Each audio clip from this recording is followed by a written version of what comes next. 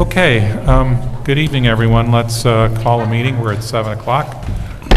Let's do a pledge. I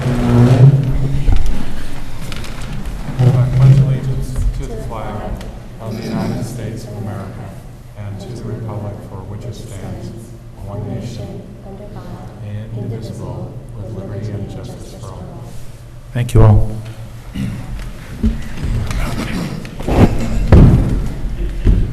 Let's do a roll call. I see Justice George Lee, Paloma, Ren, Dan. Molly, are you online? Molly's trying to get on now. I'll let you know when she comes on. All right, so Molly's working on getting online. I see our city administrator in person. Is our city attorney remote? Yes, Your Mayor. Christian Gates as city attorney, filling in for Nicholas Woodwalls. Hey, Christian. Okay. So the first order of business this evening is a community segment. We've got one on pollinators. And do I introduce Holly O'Grady? Or do I introduce Holly and Monica? Or come up and introduce yourselves as well, okay? We have the team here. Okay, great, thank you. Okay, Floor is yours. Sergey will kick it off. Good evening. Sergey Krasikov, Chair of Beacon CAC Conservation Advisory Committee. And so I wanted to introduce Monica and Holly and the project that CAC helped to launch. A couple years ago, we have identified cooperation with Beacon City School District as one of the priorities for us to promote different environmental initiatives because they're such a big landowner and they are a very easy communication channel because if they are on board, we can reach a lot of families through the kids as we have done with the compost program and other initiatives. And Holly came to CAC with an idea of doing some sort of a collaboration, and we very quickly ended up on finding a way to work with school districts, and pollinator pathways came as kind of like a top topic. Helps to engage kids, helps to create educational opportunities, obviously serves environmental purpose. And after 2 years, you will hear what has been accomplished. And CAC along the way provided feedback, some volunteer hours, and some expertise along the way. So take it. Okay, well, thank you, Sergey. Ben, if you could project the presentation, because we have pretty pictures to share. And Holly, Speak if you into the could mic. speak into the mic. Okay. Yeah. Oops. All right, can you hear me now? Okay. All right, so throughout the presentation, I showed different stages of how this evolved because I did not want people to think that there was some sort of magic that flowers suddenly happened. The flowers happened after considerable work. And so you could see a delivery of compost to one of the schools. You could see a finished pathway, and you could see some planning stages, and you'll see that throughout the presentation. So one of the key things, next slide, thank you. So one of the key things that we did before we even built a single thing was assemble a team, and the core team is Monica, myself, and Karen, who is unfortunately sick. But without a core team, we really could not have gotten where we got to. And once we had our team in place, we did meet with Matt, the Beacon School Superintendent, his Director of Operations, Jesse, and some other people, and really negotiated some things that were critical to getting this project started, including a budget. We weren't going to do this without resources. We also got a commitment from the facilities head to help us, and in fact, he did a lot of things that were very useful, including identifying materials and helping organize some of the deliveries. So all those things were really important. We also got the principals on board, and I think they're excited, and Monica will talk a little bit more about that specific school thing. But the important thing was that before we even built anything, we had upfront network, commitments, resources, so the project could proceed. So next slide. So I'm going to turn this over to Monica because The Forestal project is one that I hope you all will take a chance to see. It is the most accessible of the 3 sites that were built. It's very open. You can walk down a sidewalk and you can see it. You don't have to go onto the school or close to the school. It's very open to the public. So Monica, if you want to tell us a little bit about this. And Mayor, if I could just interject, Councilmember Molly Rhodes is on the meeting now. Thank you. Hi, I'm Monica Ima Blair. I'm a parent of a kid at Forrestal still this year. Our younger one has another couple of years there. We've been involved in trying to start a pollinator garden there for a couple of years. We did one about 2 years ago, and then a much larger one this past year. It's been very successful. We had a lot of support from the PTSO, from the principal, from the school district, deliveries of compost, and we had a small core group, mostly me and Jessica Jelif. Sergey helped as well, prepping the ground and planting it up. We worked together with an environmental club that is being held at Forrestal, and the kids were very excited to help and shovel compost and lay out cardboard and then plant. And it's been really lovely to see how much the kids are actually enjoying the garden in practice. So for us, it was important that it would be a two-pronged approach. First, obviously we want to support pollinators, we want to increase diversity of plant life and insect and all the other animal life out there that is reliant on pollinators. But we also really wanted to make sure that the kids have the educational opportunities of seeing a garden there in the flesh, so to speak. We're continuing with educational opportunities. The environmental club meets once a week, and we just did a little study last week comparing the number of insects in a little patch of grass as opposed to a patch of pollinator garden, and it was 100-fold the amount of insects we found. So it's very, very impressive for the kids to see. And next, because we'll show the gate that Monica built into the pathway, and then a view inside the walkway where you can walk and see the flowers on either side. We've put some educational posters up too, so people walking by know what it's all about and feel able to go in and explore. And then we have one other slide just to show the love, and I thought everyone would enjoy looking at pretty flowers today. So next slide, please. Yeah, it showed, these things just really took off, and there was a really nice blooms. Of course, we should thank Mother Nature, right? We had a very good summer for this, yeah. It rained plenty.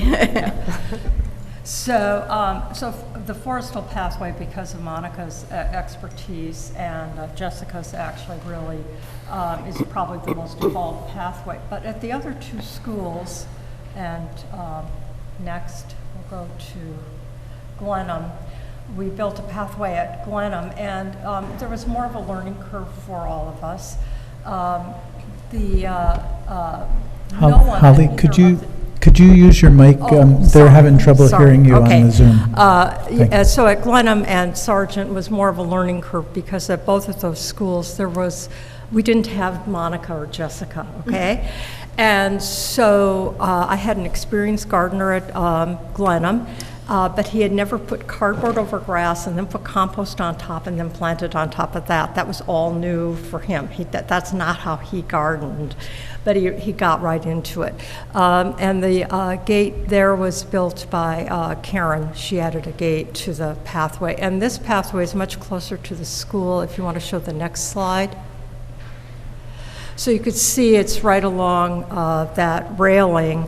And the reason we did that there is that we were closer to a water source. And for a first-time project, there were lots of things to worry about and think about, but not having to worry about where the water was going to come from initially was a good thing to not have to worry about. It's also close enough to the school that the kids can have easy access to it. Glenham is not a public-facing school, so there's not a lot of weekend or afternoon kind of miscellaneous traffic. It's just pretty much the people who have kids at the school who are there. Next slide, please. And then Sargent is the other pollinator pathway that we developed. And this one involved facilities a little bit more because there was a lot of concern about location. And we ultimately found a location, but the pathway itself is a little bit smaller than the other two because of the site that was ultimately chosen. And if you want to show the next slide, please. So I'm just showing the comparison, though, because you could see the early planting, and the other picture on the right was taken a week ago. The plants absolutely just exploded there, so it turned out to be a very good location. Next slide. So what did we learn from all of this? And how is it going forward? Well, one of the things that we saw is that children and teachers were very excited to help create the garden, but the three of us also felt that we weren't sure that everybody knew why they were planting these things.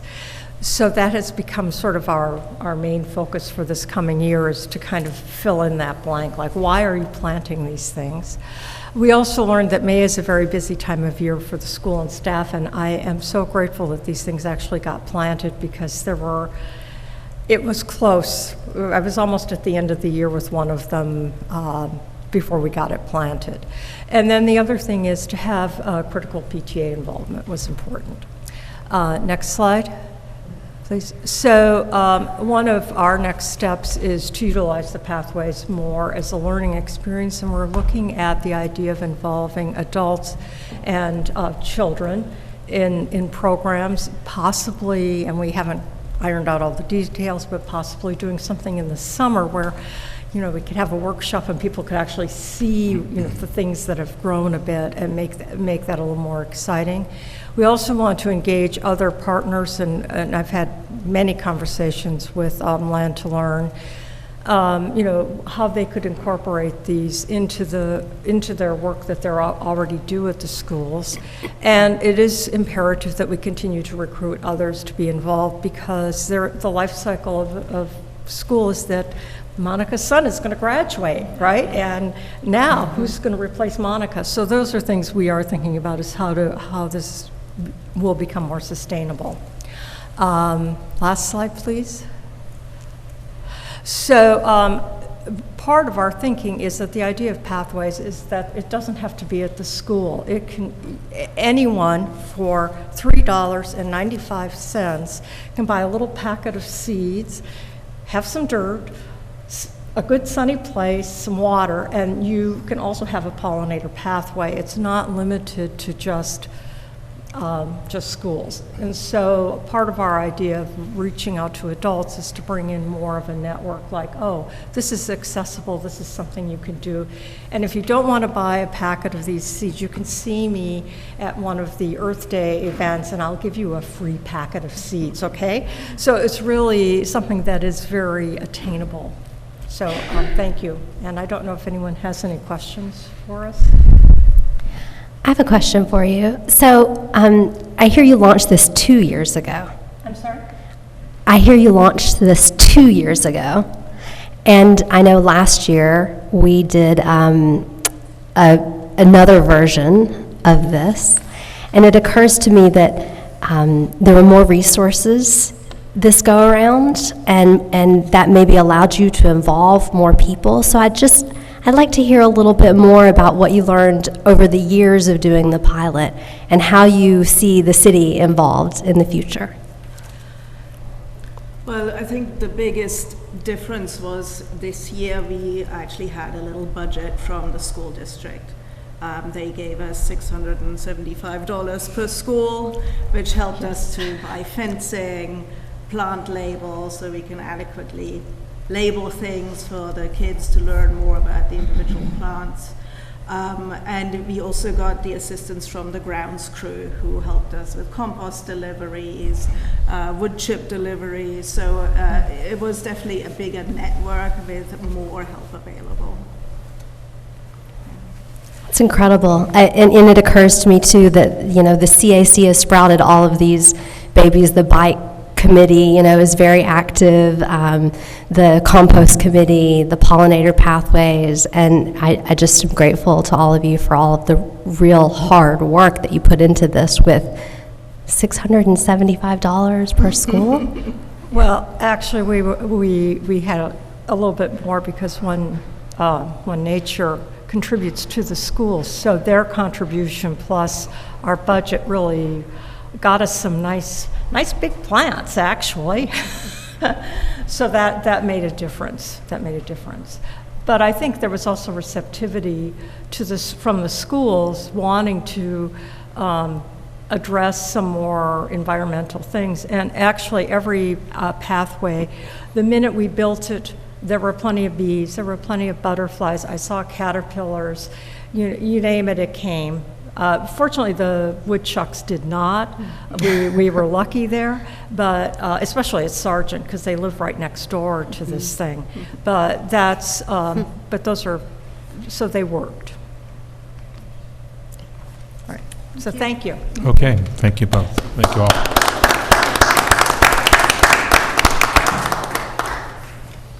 Okay, so the next item on the agenda is public comment. This will be the first opportunity for public comment. You've got up to 3 minutes to speak on any topic you like, other than, actually, there are no public hearings, so any topic you like. I'll go down the list of people who are signed up first, and then we'll take anyone who isn't signed up who wants to speak here, and then we'll do those who are remote, okay? First one is Tina Bernstein.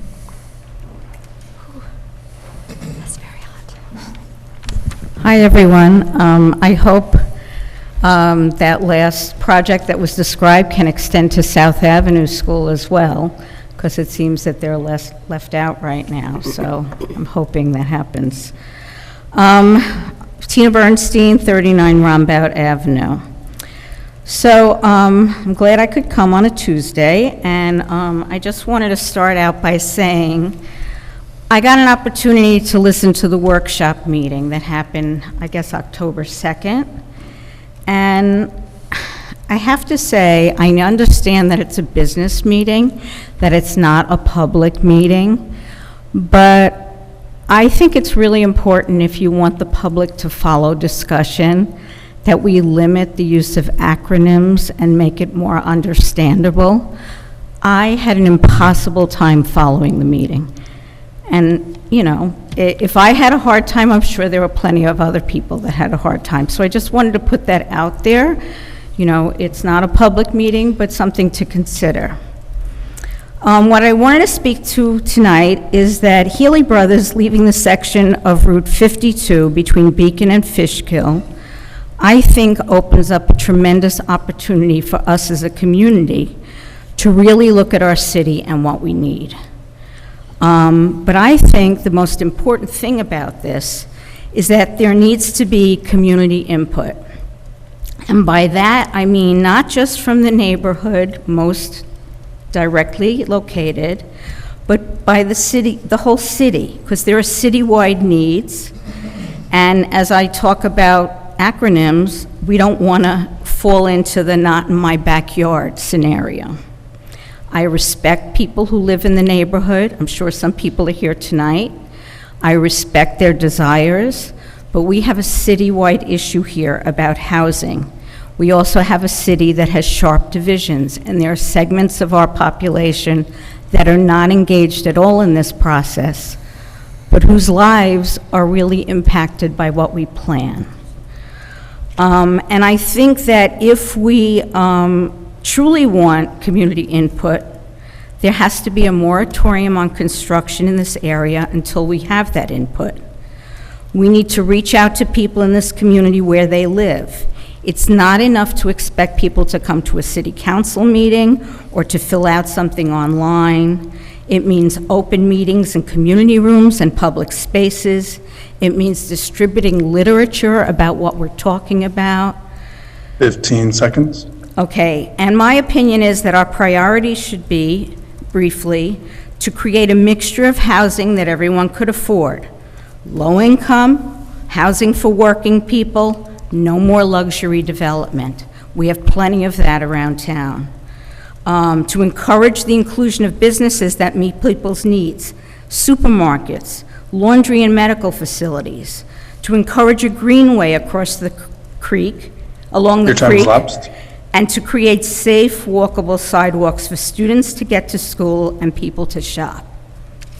That's all. Thank you. Thank you. So, Dennis Pavlik?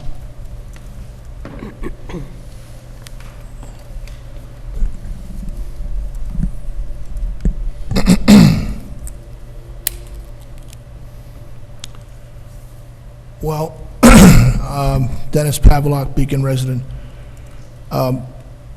First, the thing I like to say, and I've been talking about development during my 28 years involved in city business.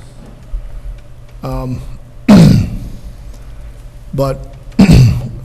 we seem to have a little bit of a difficult issue with when we hire developers to come into our city to do building in our city. And the problem is that when the city's down, the developers seem to kick us further down. Let me tell you what I mean. All these developments that were built years ago, recently developments that were built, we could have had a rec center. We could have had the proposed parking garage we're looking for. We could have had a firehouse, brand new firehouse, 10, 15, 20 years ago. But we're not asking nothing from the developers to give us in return for building in our city. And this has been going on for I don't know how many years. Since 1995 is when I've been involved. We got nothing in return from anything. Additional recreation, nothing, zero.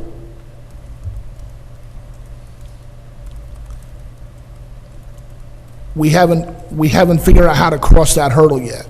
And I don't know when we're ever going to figure it out, but we haven't figured it out yet. I'd like to see the Fishkill Avenue rezoning to commercial and stay commercial, especially another grocery store in that area. Because Key Food seems to be charging what they want. Has any council member, and mayor included, has anybody been on Main Street lately, recently, talking to business owners? I've been on Main Street 5 times in the last 8 months. The prices Key Food is charging, a can of soup, $3.89, really? City of Poughkeepsie put one on their Main Street, Associated, way up on their Main Street, further up. The residents asked for it and they got it. 15 seconds. The residents asked for it and they got it. You know, it would be nice to offset their prices. Competition has been around since the Roman days. That's just one of my comments. I'm going to get more into the project as time goes on, but that's just what I like to see there. Thank you. Thank you. Arthur Kamens.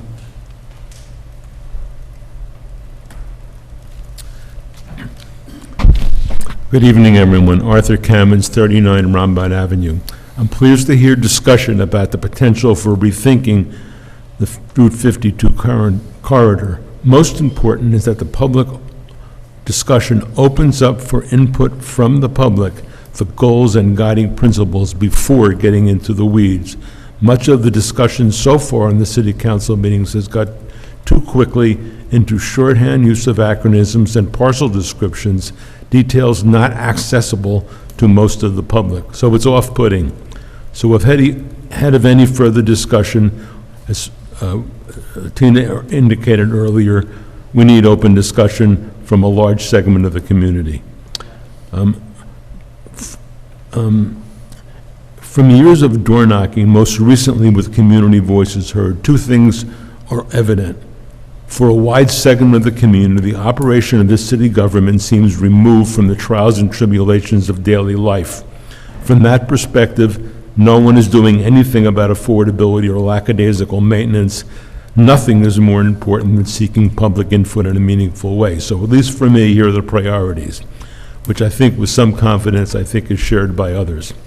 Housing that is affordable not by design, not by hopeful default, both for rental and purchase. Integrated mixed-income housing that is affordable across a range of incomes from low to middle, but not luxury development, and that includes some regulation and tenant governance so that residents are not subject to the whims of landlords. 2, preserve the banks of the Fishkill Creek as park and greenway. 3, seek out stores that meet people's everyday needs, that is, not more expensive boutiques and specialty shops. And 4, prioritize commercial space that house well-paying jobs. Listening to the discussion leads me to conclude that a moratorium on development in the area is the best course while we seek public input and careful planning.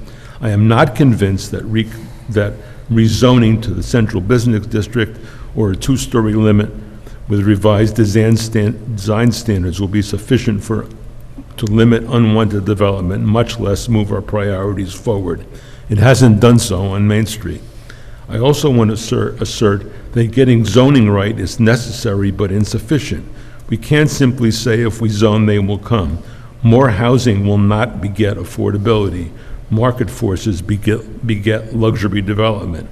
So we need to aggressively go after developers who will build what we 15 need seconds. and not just show up. This is an opportunity, as we've said before, for Beacon to be a beacon, to say, this is how a community comes together to ensure one another's needs are met. Thank you. Thank you. Graham Lawler? Good evening, Council. My name is Graham Lawler. I live at 334 Fishkill Avenue, the probably one and only historic residence in the future Fishkill Avenue zoning district.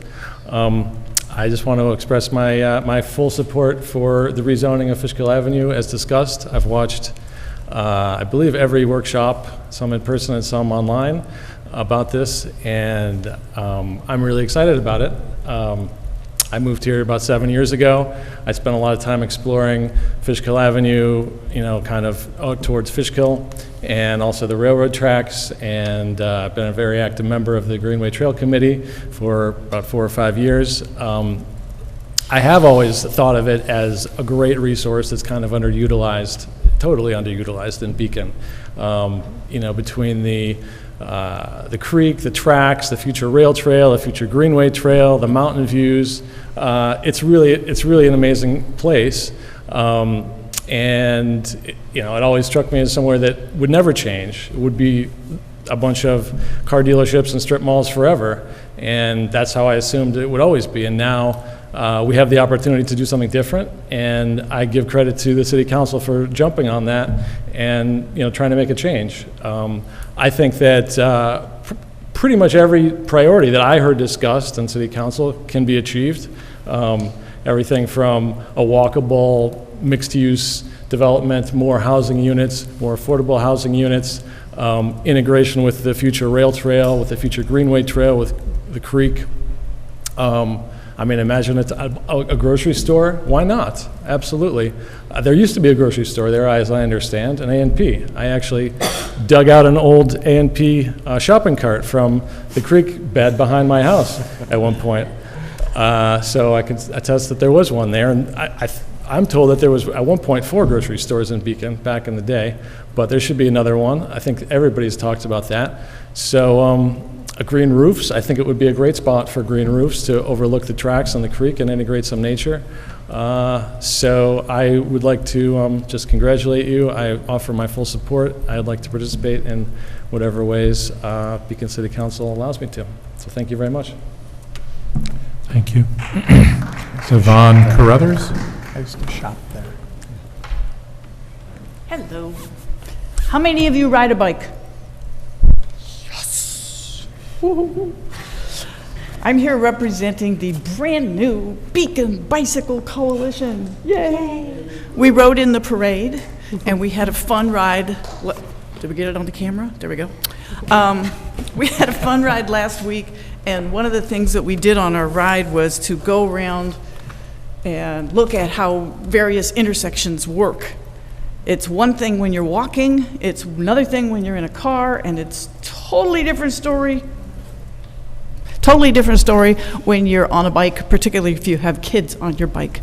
So we're doing all kinds of stuff. We just wanted to let you know, here we are. We want to be part of any kind of planning, especially as it involves rail trail, any kind of improvements to existing roads or new roads, so that the city becomes safer for everyone, whether you're in a wheelchair, whether you're walking, whether you got kids on a cargo bike, whether you're trying to get to work, all of that. So we now have 60 people, and every time we show up, we're getting huge signups. There's a ton of interest, and everybody's basic feeling is, if it was even safer to bike, I would bike even more. So that's it. Thank you. Thank you. Clark Gedman.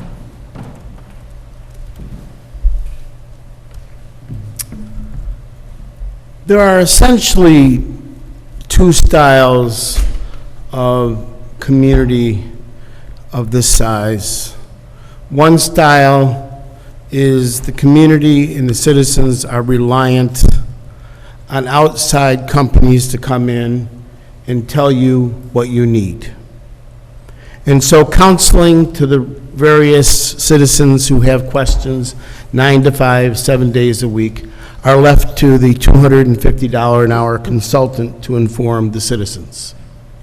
The other style of community is, in this topic, would be a director of planning that would have an ongoing relationship with each member of the council and as many people in the council or the city to query, to investigate, and to advocate, not on the taxpayer dime on an hourly rate of $250 an hour.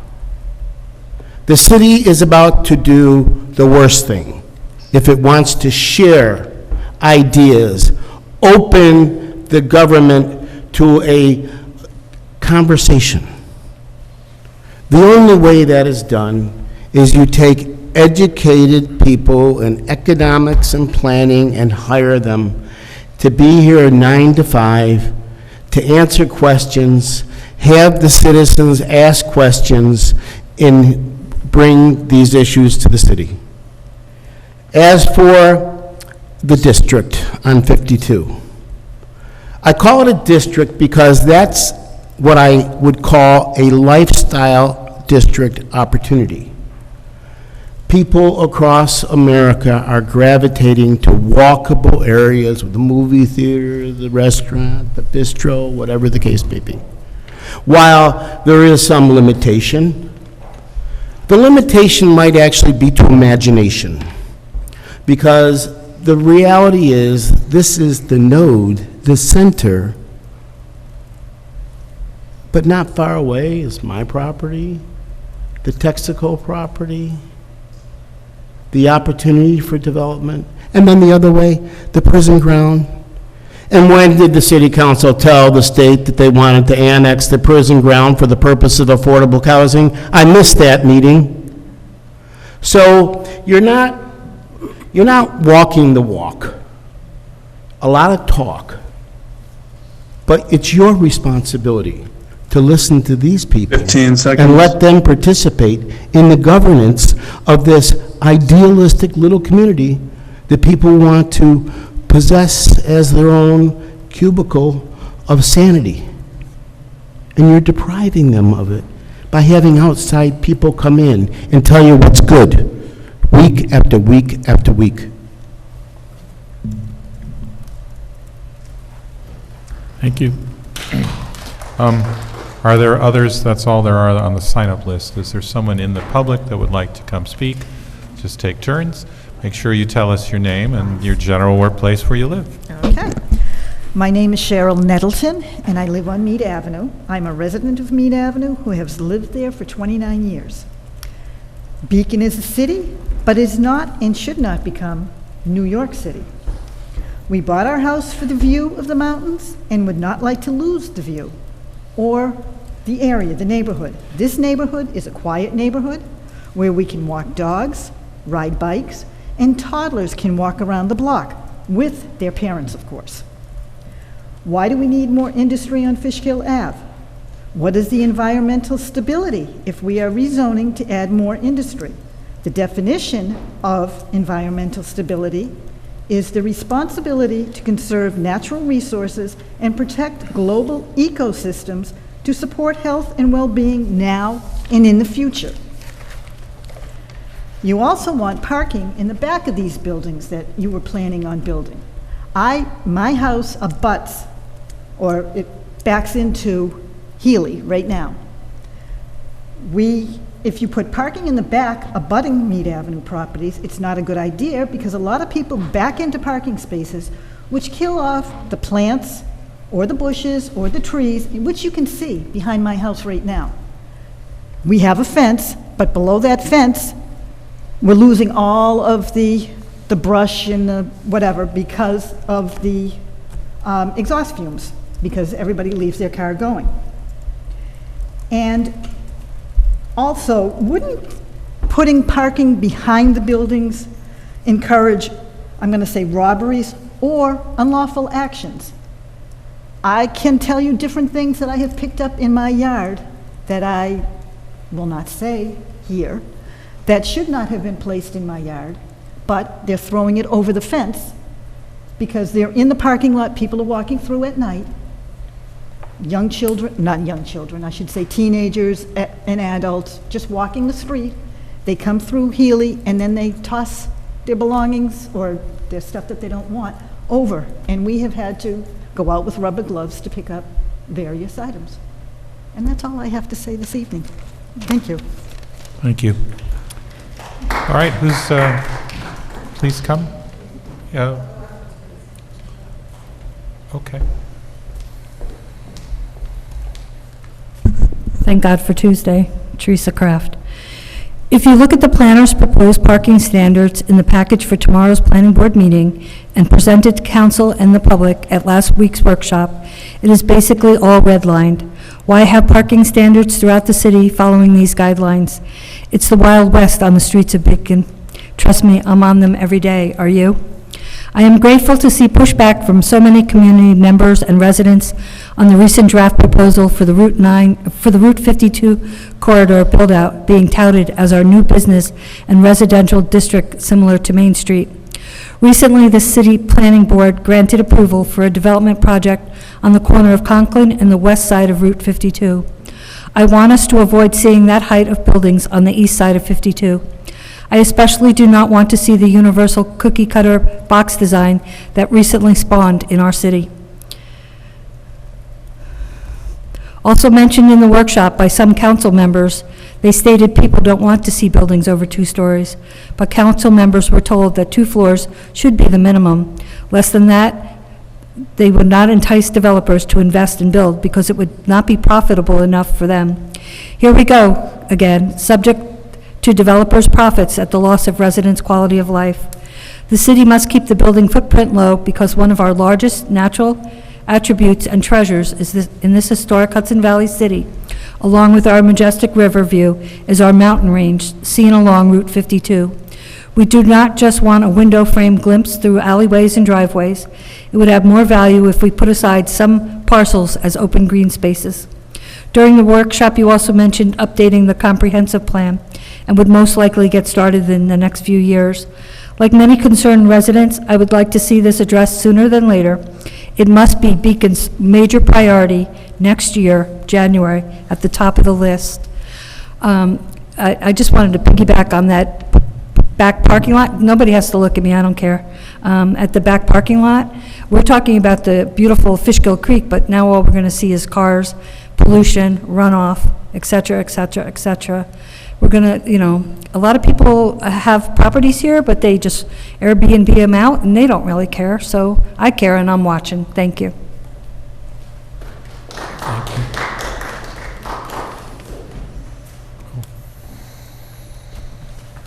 And woman in white is after that, all right? Oh. No, just, Oh, I'm sorry.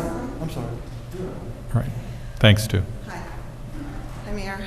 Hi, Chris. I think I know some other people here. Jane Riley, 4 Stratford Avenue.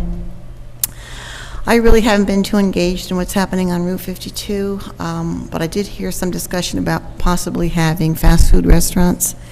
So I was concerned about that, and I wanted to say I really hope we don't go that way. I think Beacon could retain some of its quaintness if we just push out these, we don't even allow them in, no fast food restaurants, we have the mom and pop shops. Let's support them, and whatever we decide for 52, I hope it's sort of downscaled, it's not a big production. 4 or 5 levels in the buildings. I don't really know what's going to be planned. I think that there's going to be a lot of input from people. But my biggest concern is that it just gets too crowded. We allow fast food restaurants in there, and that's about it. Let's keep it a little quaint if we can, if that's possible. Thank you. Stu?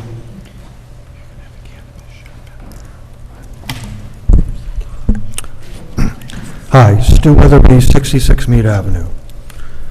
On the Fishkill Avenue rezoning proposal, I want to thank the City Council for listening to the community for what will be a major change for us. With thoughtful and unrushed planning, I believe it will make our great city even better. I am glad to see that the council is considering a scaled-back version that will keep the residential lots residential.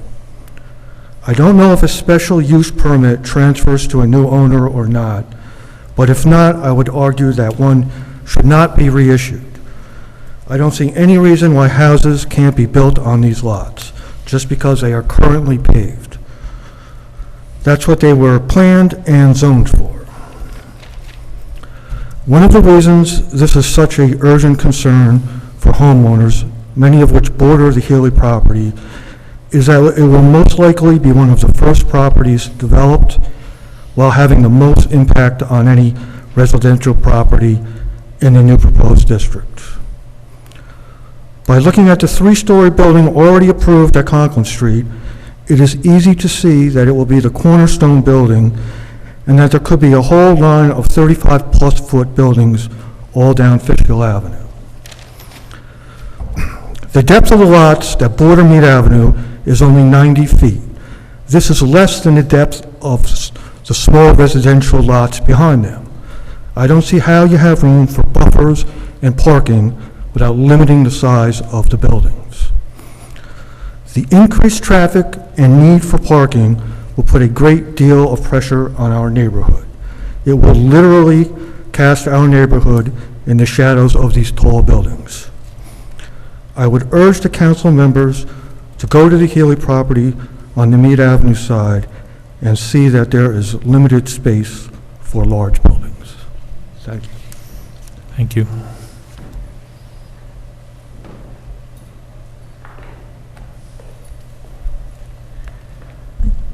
Good evening, Sergey Krasikov, 386 Liberty Street, and I'm here with 3 different hats, but they all coalesce. I live right across Healy, and I see the lights, and I go to that neighborhood quite a lot to go to the Red Pepper Diner or to get something from Dollar General. I also chair CAC, as I mentioned earlier, and I co-chair Fishkill Creek Watershed Alliance, the group that works on protecting the watershed in general. So I want to kind of 2-part comment. One, we do have historic once-in-a-lifetime opportunity to do something that will leave as a legacy for our city. At the same time, we are repaving or about to repave the Fishkill Avenue, and I think we should approach both of them very mindfully. And as far as the Fishkill Avenue concerned, we should explore possibility of adding bike lane. It's very important to be able to connect through the town for our kids to go to the school.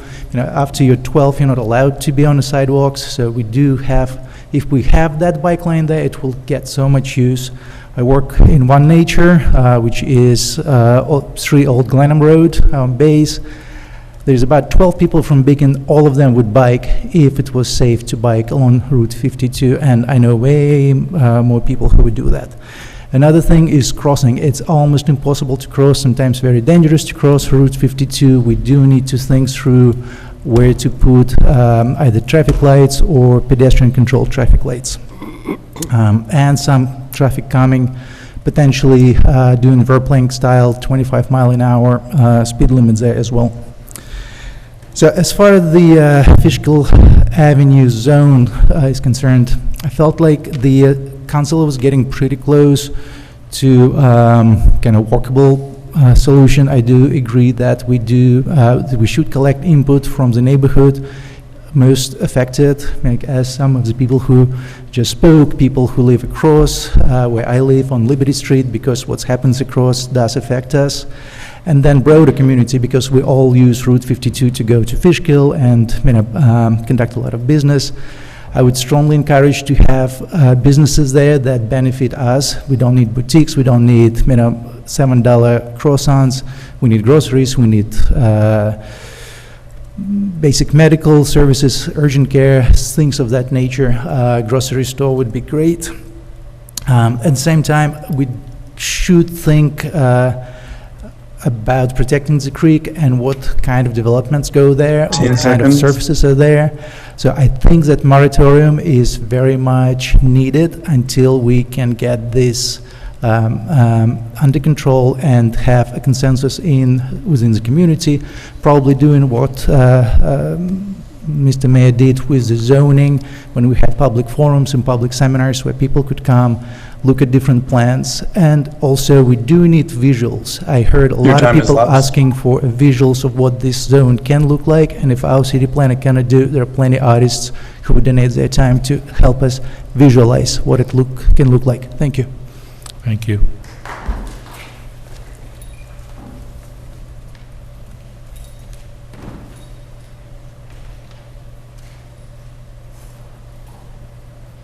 Good evening. My name is Robert C. I live in Mead Avenue. The biggest problem I see coming with this development is traffic is already a nightmare trying to get out of our residential neighborhood as it stands. And I've heard nothing in the news or in the Beacon websites about what is going to be done. We have a new development being built back behind the old Knights of Columbus area. We already have, Mead Avenue is a one-way street. We have at least 5 times a week people driving the wrong way up that street at a high rate of speed because there's no traffic control in the area. When you try and leave the neighborhood, the only safe way to turn is right out of Townsend onto Fishkill Avenue, because to turn left, you're lucky you don't get hit. Something needs to be addressed, no matter what you're doing with the development, about traffic in the area. If you're going to build up the area, you need to deal with the traffic too. Have a nice evening. Thank you.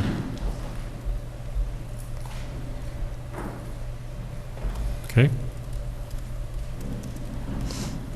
Pam Weatherby, Mead Avenue. Thank you everyone involved for getting the radar speed limit sign installed on Fishkill Avenue coming into Beacon. Noticed it last week, I think the first day there, and we sat outside on our porch. We noticed a difference. It was very calming. The noise, no speeding for the most part. I walked by it a few times. I saw some people going 48, slowing down. Not everybody, but a lot of people. You were seeing it all coming down. So I would love it if you could consider those radar speed limit signs for all entryways into the city of Beacon in the budget. I'm hoping that's discussed. I know it's part of the agenda today. Staying on Fishkill Avenue, in reviewing the Fishkill Avenue district drafts dated 9/5 and 9/12, I'm asking that the residential parcels that have any lot line on Mead Avenue be removed from the Fishkill Avenue district.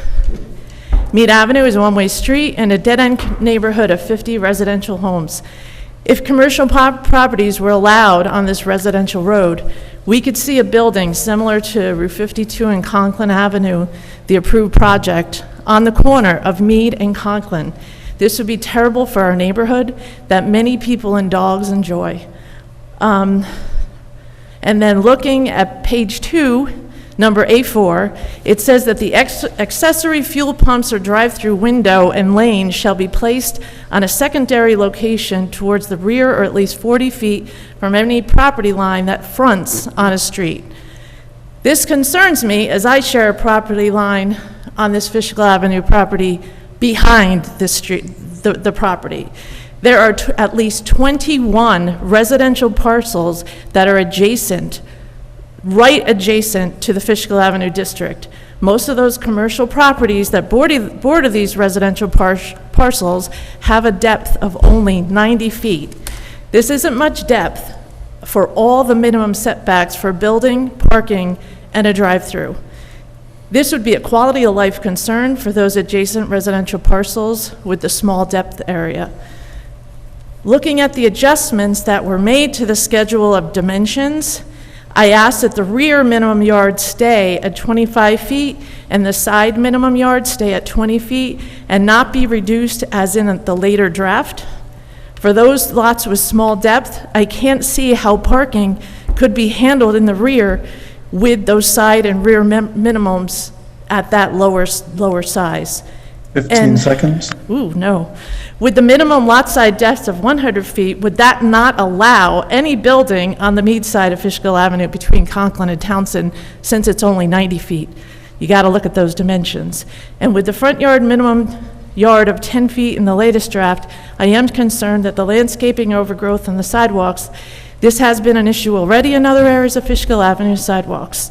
Your time has lapsed. I'm just going to do one more sentence. Proactive study of what is right for this area is needed, whether it is an ad hoc committee or a comprehensive plan started a bit sooner. Thank you for your time. Thank you.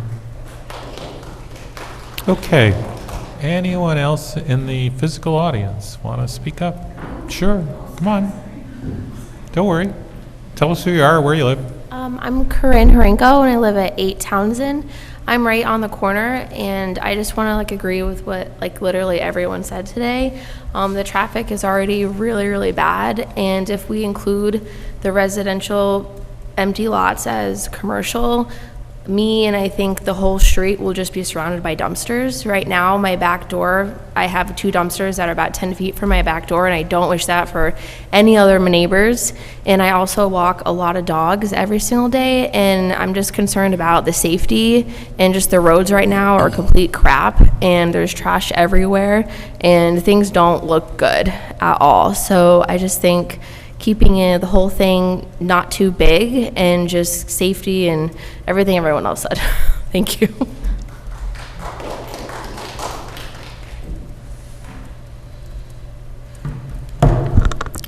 Good evening, Council and Mayor. My name is Michal Mort. I'm a resident of Mead Avenue in Beacon, and I'm here tonight to address the proposed rezoning of parcels on Mead Avenue from residential to commercial. 73 neighbors, representing more than 90% of the households on Conklin, DeSoto, Townsend, and Mead, signed a petition strongly opposing this proposed rezoning. Our neighborhood is adjacent to a commercial property, but we enjoy quiet, green, tree-lined streets with beautiful views of Mount Beacon.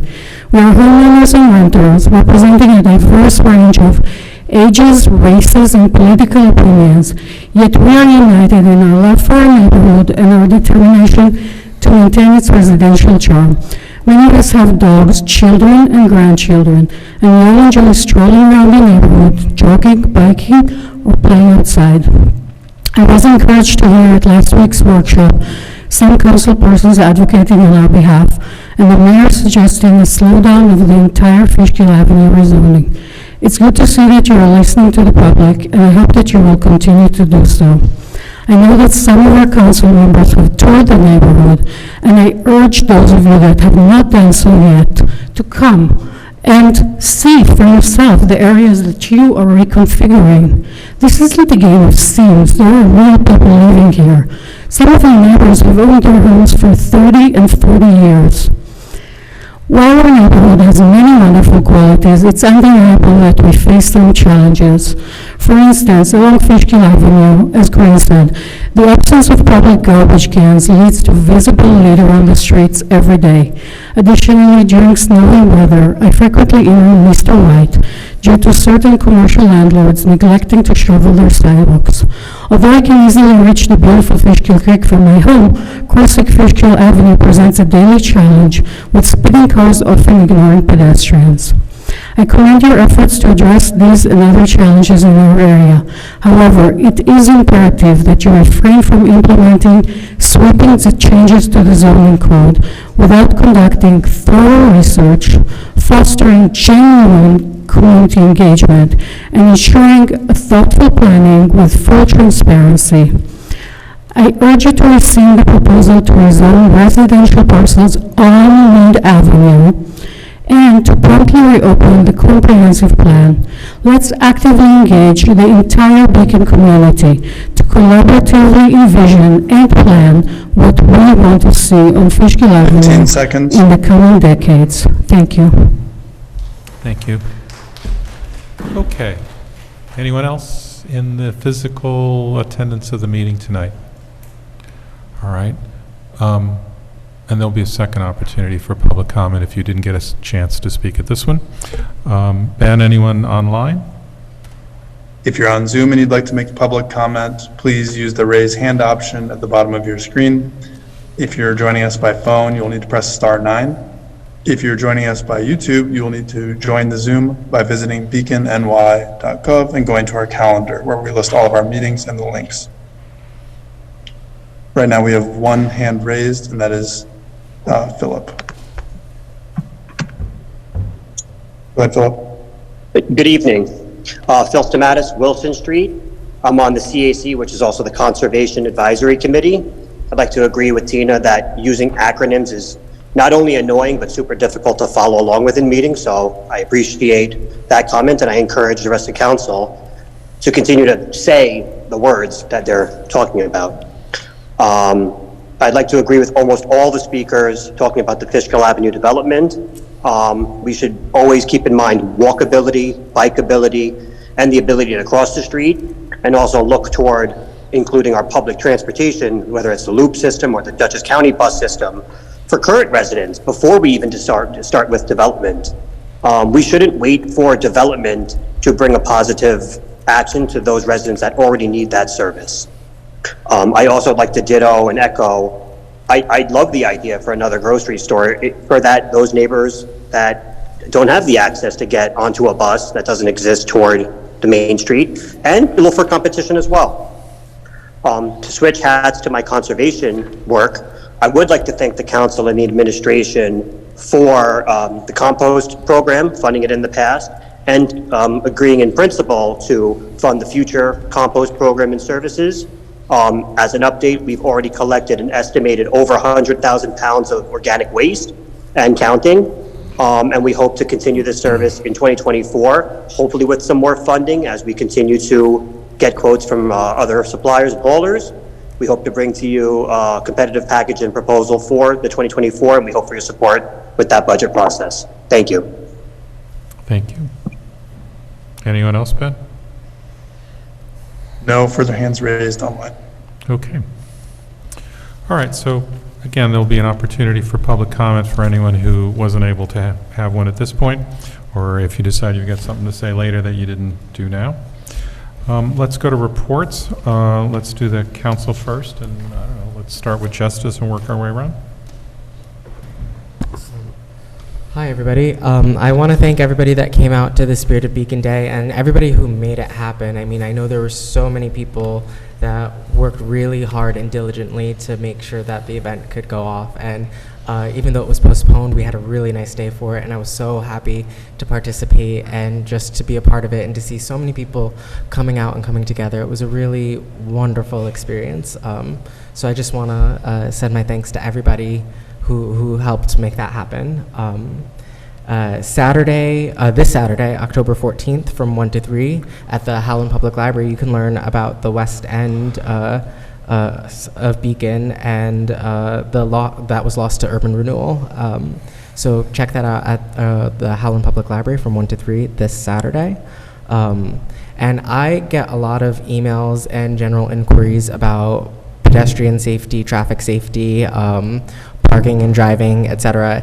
And I try to answer those questions to the best of my ability. But if you want a more in-depth answer, or if you want to see where these in-depth conversations are happening, you can come to the city's parking and traffic safety committee meetings.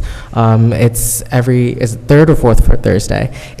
This next one is October 26th at 9 a.m. in this building downstairs. In the classroom. So if you're interested in talking about traffic safety issues within your community, within your neighborhood, that is a great place to have in-depth discussions and to get in-depth answers from people that work within the city and may have do have more knowledge than I do. And I don't have any official office hours this month. However, if you go to the city's website, the city council page, underneath my picture, there's a link where you can schedule an appointment with me. And if none of the times that are listed work for you, just send me an email and we'll figure something out. And that's all I've got. I just have a quick reminder to people that our public parking lots are not to be used as private parking lots, that there's a 24-hour limit as to how long you can stay in those lots. They're particularly important as we get into the winter season and people need to get off the streets and so on. But I have noticed there's and what kind of brought this to my attention, there's a vehicle, a commercial painting trailer parked in the Churchill lot, and it seems to be there permanently. And I think that's really unfair to the community in general. So if we could take a look at that. But I think in general, some people are using our commercial lots as private lots. And that's all I have. Thanks. Thanks, George. Paloma? Thanks. First of all, thank you to everybody who came out to speak. We haven't had this many folks turn out to a public comment in a while, and I appreciate how much work it takes to come out on a weekday night and spend your time here. And you only get 3 minutes, but appreciate everyone sharing what they had to say in your perspective. I want to second what Justice said about the Beacon's West End story about urban renewal, everything that's happened in this whole section that this building stands on now. And really appreciate all of the work that the Howland Public Library and I Am Beacon and the Beacon Historical Society have put into telling this really important part of Beacon's history. Their exhibits at the library, at the Cultural Center, and at the Historical Society through the rest of the month, and I encourage you to check it out. Also wanted to say, and Ren I'm sure will say this as well, that she and I are co-hosting a sort of open office hours on Sunday, October 22nd at Trax Coffee on Fishkill Avenue at 1 p.m.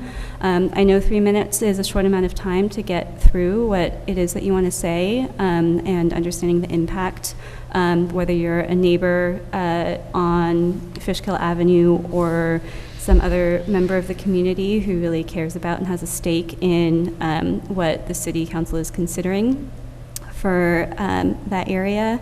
Ren and I would love to hear from you in a more conversational way. And then you'll add whatever you want to add to that. That's perfect.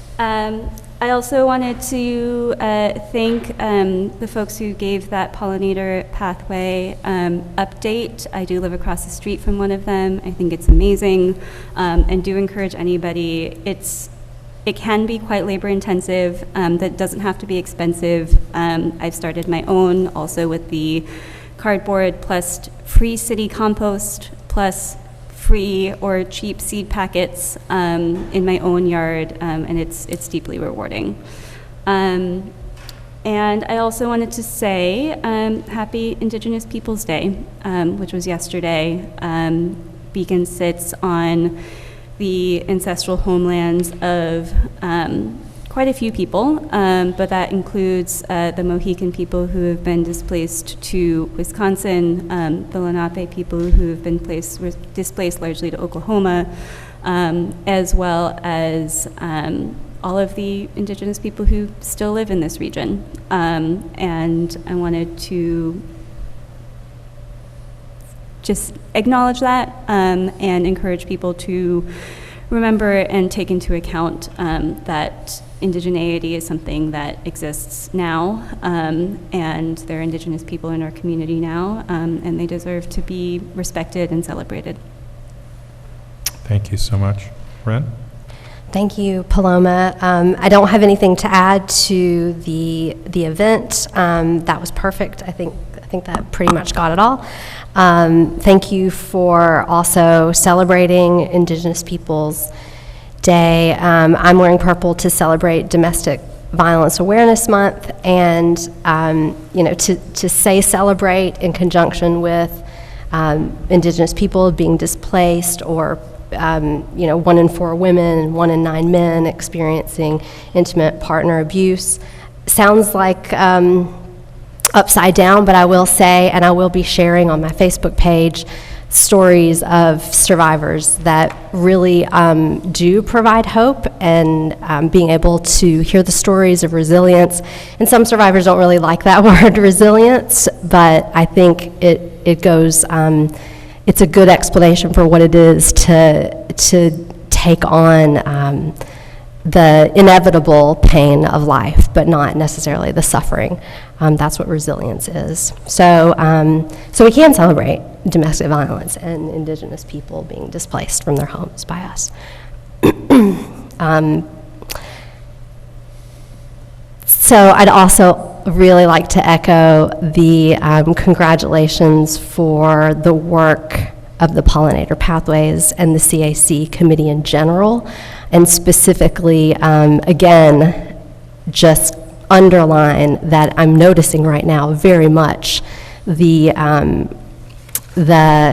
fervent and productive work that's come out of that committee with very little resources. I know that some of you have put your own resources and funds into making things happen for conservation and for pedestrian and bicycle awareness and composting, and I think I'm probably forgetting one, but the programs from the CSU have been very, very effective. My office hours are by appointment, so please reach me at wlongno@beaconny.gov, and I will hopefully see you all on the 22nd at 1 p.m. at Tracks on 52. Thanks. Thanks, Ren. All right. Dan? I'll keep this quick since we have a long meeting, it seems. I'll just voice that I really appreciate everybody coming out tonight and speaking up about Fishkill Avenue and describing their opinions about a very complicated, very important topic. If you'd like to continue the discussion with me, my office hour about Fishkill Avenue or about any topic, my office hours are this coming Sunday on the 15th from 10 to 12 at Tracks on 1 East Main. Thanks. Molly, if you're able to talk and have some comments? Sure, are you able to hear me? Yep. Yes. Great.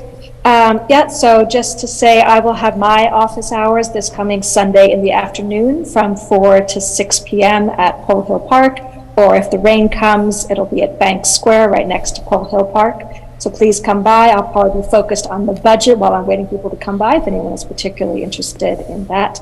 Also want to say appreciation for Paloma for recognizing Indigenous Peoples Day, and also for Paloma and Justice for celebrating the work of the Beacon Historical Society, I Am Beacon, and Howland, with all the work they're doing on urban renewal and West End development. In particular, if you're able to make it to the exhibit at the Beacon Historical Society, which is open Thursday mornings and Saturday afternoons, that they have a lot of data there and a lot of information about another big rezoning and redistricting and redevelopment of our city that took place as a result of urban renewal. And so it's a good reminder of how these processes can work and the way we might want them to work in the future. And with that, I'll pass it to you, Lee. Thank you, Molly. We've got a longish meeting, and I'm going to have extensive remarks on the budget, so I'll just say I appreciate the speakers who came and spoke. I'm very appreciative of all the comments of the council this evening on the variety of topics, and I'll stop there and reserve the rest of my remarks to the budget. Chris? I just want to remind people that we are going to begin our annual milling and paving starting next week. We'll be putting out a schedule on our website and Facebook page in the next day or two with our projected timeline. Again, weather can change that pretty quickly. But we hope to start milling the week of October 16th and then start paving on the 23rd, after which all the lines will be redone. And I know some people are waiting in their neighborhoods for lines to be done from things we talked about last year, and that is on the list. So we hope to knock all of those out before winter. And that's all I have, Mayor. I have one more, if I may. Just a reminder that there is a vaccine clinic at the rec center on 23rd West Center Street coming up on October 18th from 10 to 11:30. Thank you, Ben, for reminding us of that. Okay. Next item's the operating budget. I think before you introduce it, Chris, I'll just make remarks. Yeah, Or do you want to? if you want to deliver your Yeah. speech, and then we can invite Susan Tucker, our finance director, up. Okay. So, members of the council, I am pleased to submit to you the proposed 2024 mayor's budget, which is the fourth and final budget I have developed during my first term as mayor. I'm going to give people a moment to clear the room, since a lot of people came for And the Sue, public if you want to comments. come up, well, All right, we'll give them a moment. yeah, and then Sue can get settled too, and we'll maybe start over. It's all right.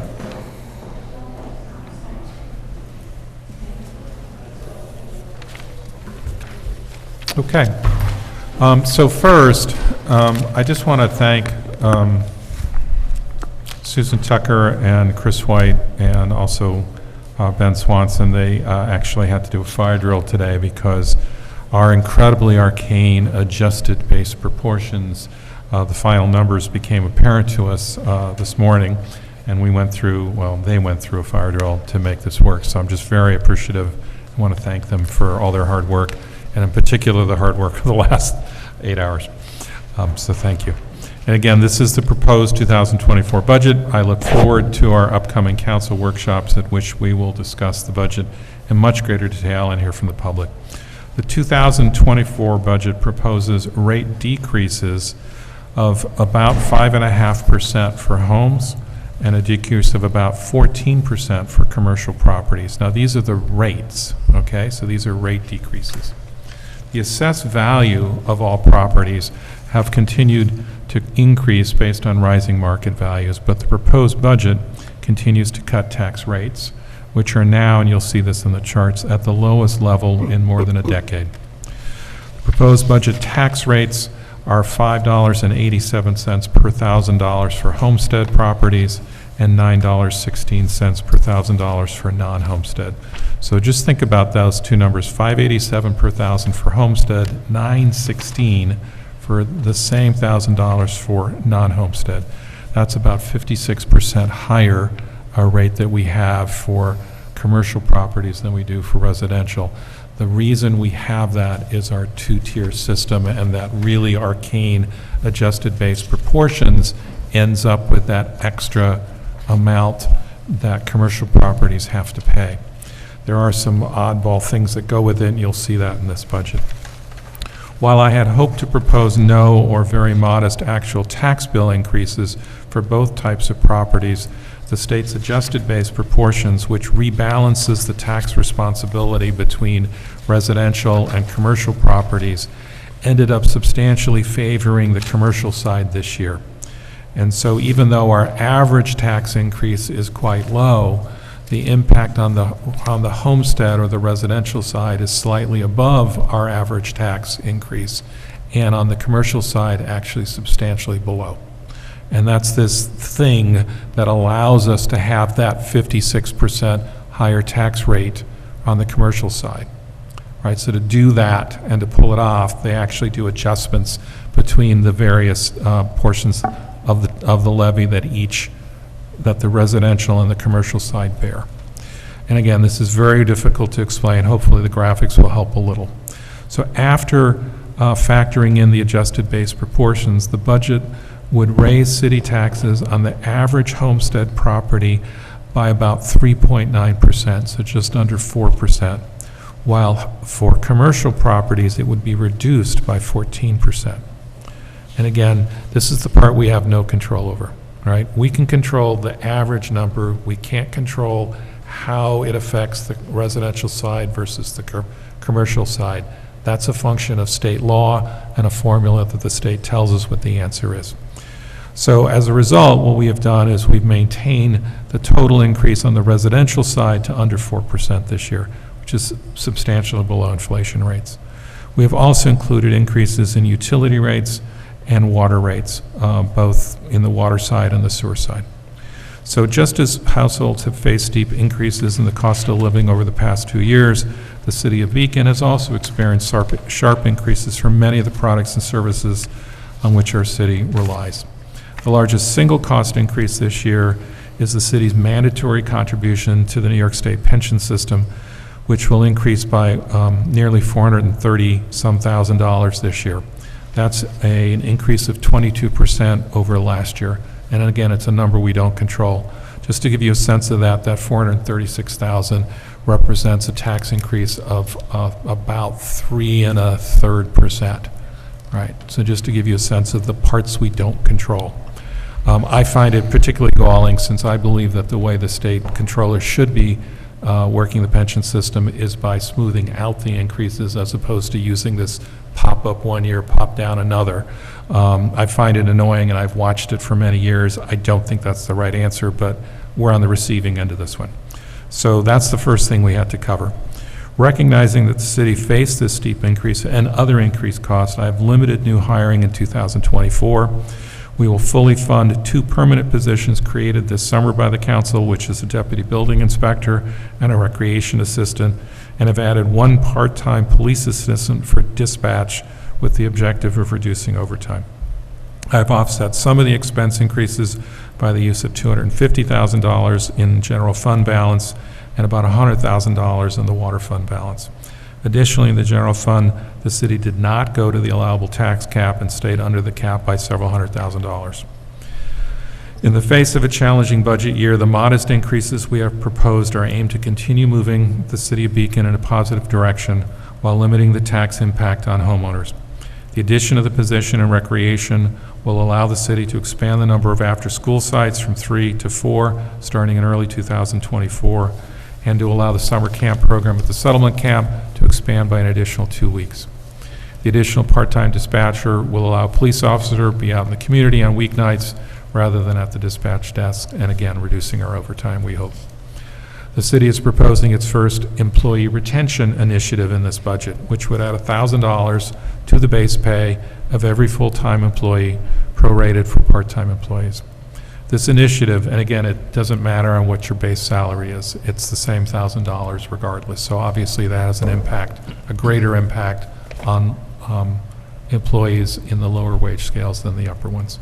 This initiative was designed to help the city to retain its talented and dedicated workforce and to help our employees weather the high inflation of the past 2 years, which has eroded cost of living adjustments that we negotiated in 2021 when inflation was quite low.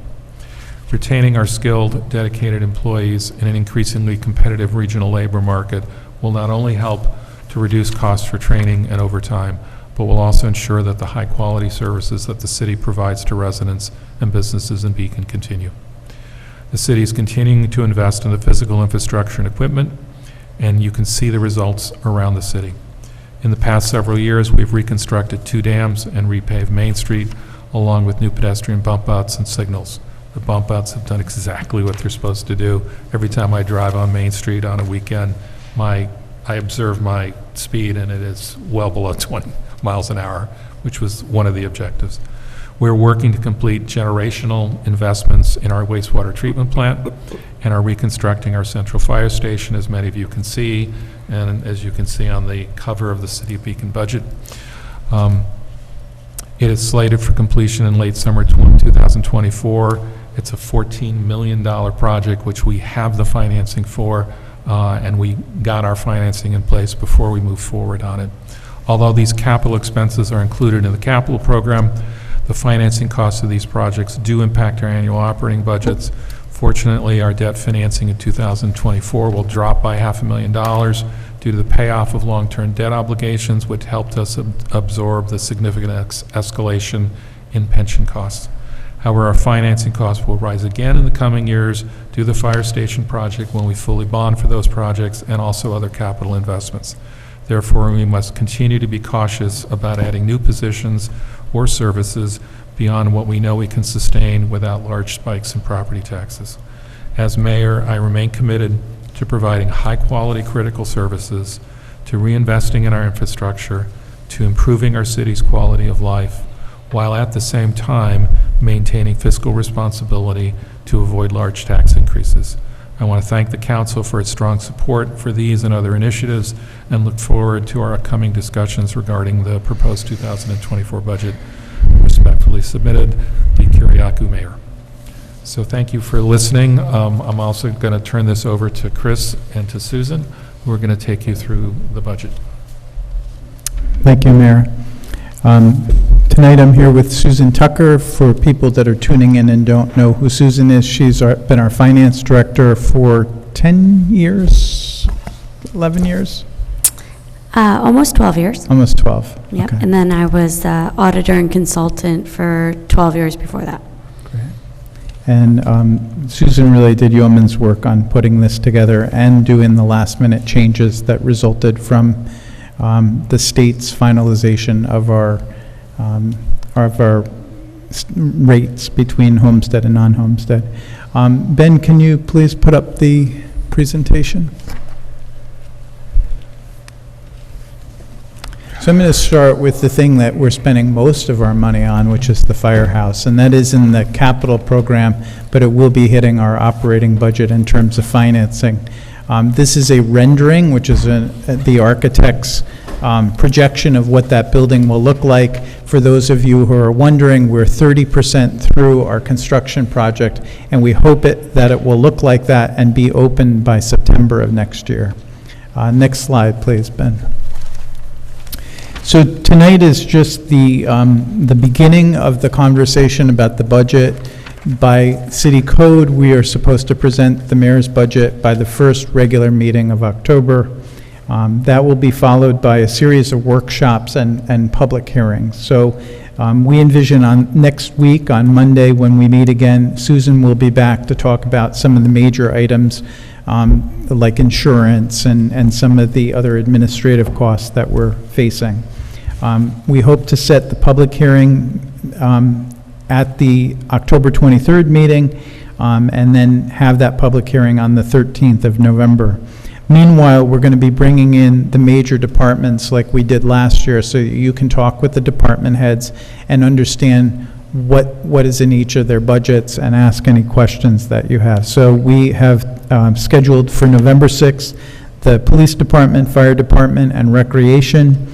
For November 20th, the water department, sewer department, and highway.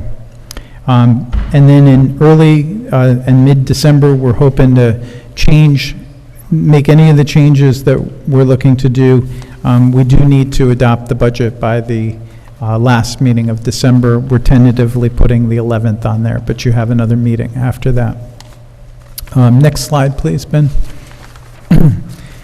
So tonight is just kind of a larger view of it, and then we can get down into the smaller items as we meet in the coming weeks. The budget has three components for those who haven't been through a budget presentation. We have our general fund, which is most of the departments. Then we have a water fund and a sewer fund. So the proposed total spending for those three funds this year would be $35 million. We're looking at a $25.4 million general fund, which is about a 3.3% increase year over year from last year. $5.3 million in the sewer fund, which is 2.5% increase, and then a $4.2 million increase in the water fund, which is about a 5.6 increase.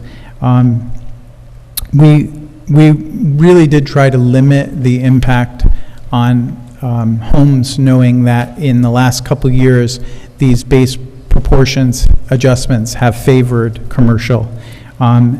We would have liked this to have been a little bit less of a tax increase. But again, as the mayor noted, the state dictates what the breakdown is between homestead and non-homestead. What we end up with is just below a 4% tax increase for the average home, and commercial properties drop 14.23%.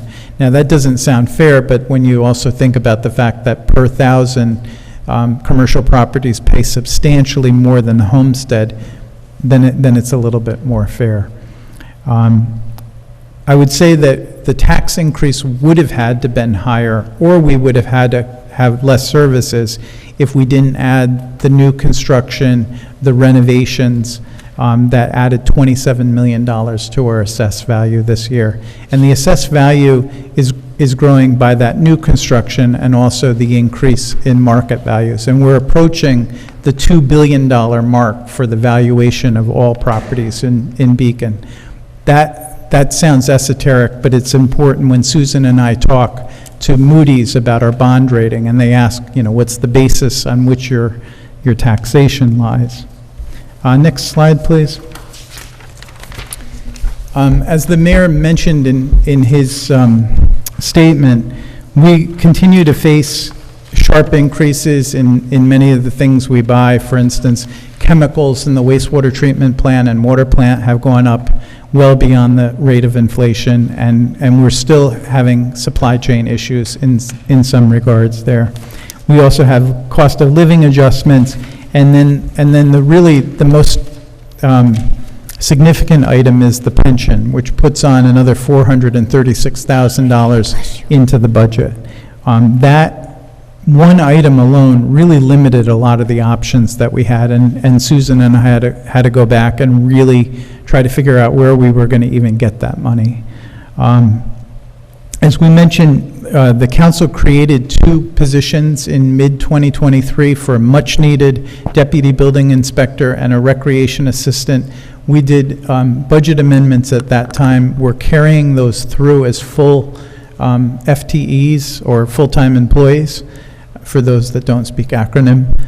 And I'm really trying to avoid those, sorry. And then we also are adding another half-time police assistant. We found that the first police assistant that we hired, which is a civilian dispatcher, really helped us get an officer off of the dispatch desk and into the community. So we're proposing to do this for the weekend night shift. And I may have gotten that wrong, Mayor, in what I gave you. I think you said week, and I think I might have written that. One of the things that we've been struggling with this last year is employee retention. The labor market right now is incredibly tight. You can see you have to approve all the new hires. We've had a number of motor equipment operators we've brought before you, various clerk positions, and we're really having trouble, particularly at the lower salary levels, of holding on to people right now, because everybody's hiring, and there's a limited pool from which to hire. The other thing that we did is, when I came on in early 2021, I negotiated 3 labor union contracts that year, and we were in about a 2% inflation at that point.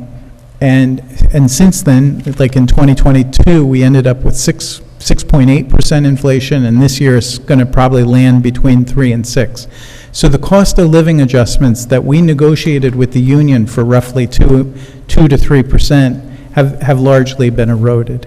And what we're trying to do is just say, look, we know that everything that you buy has gone up. This workforce has gotten better and better, and you have a really dedicated workforce here with a lot of talented people. And I have proposed this with the mayor's support to be our employee retention initiative, whereby we add $1,000 onto the base pay of what they would have gotten next year anyway. It does a couple things. It helps me retain talent. It helps me attract new people, helps me avoid the overtime and the training that we end up paying for when we lose a firefighter or a police officer or any staff for that matter. The other thing it does is it helps raise the bottom salary more than it does the top. Over successive collective bargaining agreements, we've given everybody a 2% raise or a 3% raise. So if you start out at a lower salary rate as opposed to a medium or higher, over time, those differences compound, and then you have these wage disparities between jobs that maybe aren't so different. So this is a way of helping to equalize that as well. And finally, we're looking to raise water rates about 4% and sewer rates 6%. And again, mainly to treat for the treatment chemicals, fuels, supplies, and repairs. We're putting a lot of money into repairs. Some of you probably have heard we've been down all week with the processing of our sewage sludge because we had a part of our dewatering system break. You all know that we're trying to line up a replacement for that, but we're patching it as we go just to keep in business here. Next slide, please. So again, in the general fund, our total spending is about $25.4 million. The total revenue are things like sales tax, mortgage tax, the fees that we collect, the state aid, and what's left over is the balance of the appropriation is what we call the tax levy. It's what we have to raise through the property tax, which is our main source of revenue. And then we also can use fund balance, which is basically money that was appropriated but not used in prior years, and it's kind of like our savings account. Last year we used 200. We had fully intended to try to bring it under 200, but when the base proportions came out, the only way to mitigate the tax on the homeowners was to go up a little bit on that. On the water fund, we're tapping $96,500 to help have that budget be balanced. In sewer, we're not using any fund balance. Do you want to talk a little bit about the tax cap here? Sure. So as the mayor stated, we are going to be under the tax cap this year. And when you look on page 1 of the proposed budget, you will see that we plan on being $536,000 under cap this year. And that's an effective rate of increasing the levy 2% or $249,000. So we could have increased the tax cap 6.28%, which is that $786,000. So in order to mitigate the increases to the homestead, we sharpened our pencils a little bit even more and used a little bit of fund balance to offset some of those increases. Ben, can we go to the next slide, please? Can I ask a question? Yeah. I'm sorry, I always struggle with the homestead, It's okay. non-homestead. We can go over it next week. There's a base test proportion. at the end, though. There's a test at the end, all right, great, I will guarantee fail. Me too. So when we say that we've gone under the tax cap, that's a mix of homestead and non-homestead? It's all together, yes. Okay. Right. And if we put some of it back in, would we be putting back in more non-homestead or more homestead? No, it's all together. And then But it would be but only 26% of it would be non-homestead and 73% of it would be Correct. homestead? Correct. If we were to raise the Right. go to the tax cap? Right, because it's, the tax cap is the levy overall, and then the base proportions distributes it amongst each tax group, which is 26 and the 73 and change. And the tax cap was high this year because of the adjustment the state made to the retirement. Right. But if we did go to tax cap, you would actually end up with something closer to a 8-9% increase for homeowners. Again, we didn't put it into the calculation, but we recognize everybody's costs have gone up, and we're trying not to do what the state did, which is to have spikes and then, quick falls. We're trying to stay at a 3 or 4% so that people, particularly on a retiree's income, aren't seeing those spikes because they're not getting increases like that. Right. Well, thank you for the clarification. No I problem. think sometimes it's And, needed. And I just want to add, I think Social Security cost of living increase went up 10.5%. I think it was the biggest increase this year. Wow. So COLA is going up for people on fixed income. Well, that's good. That is good. So next week, and I do the non-departmental items, we'll go over in detail the items in tax cap. Great, thank you. Ben, okay, we did. So you can see on this summary, and again, this will be posted online too, if you're at home. We'll be uploading this shortly, so you can go through both this and the budget. Our rates are going down. For Homestead, they go down 5.49%. But again, their assessments went up about 10%. For non-Homestead, the rates went down 14.2. They didn't really move in terms of their assessment unless there was something done to the property. What that does is you have rising values for Homestead, and then we reduce the tax rate, and that's how we end up with roughly 4% once you add in the new construction to help mitigate it. And again, I would just say, if you look at our total valuation, we're at 1.96 billion, and that's really helpful when we're defending our excellent bond rating, which is a AA2.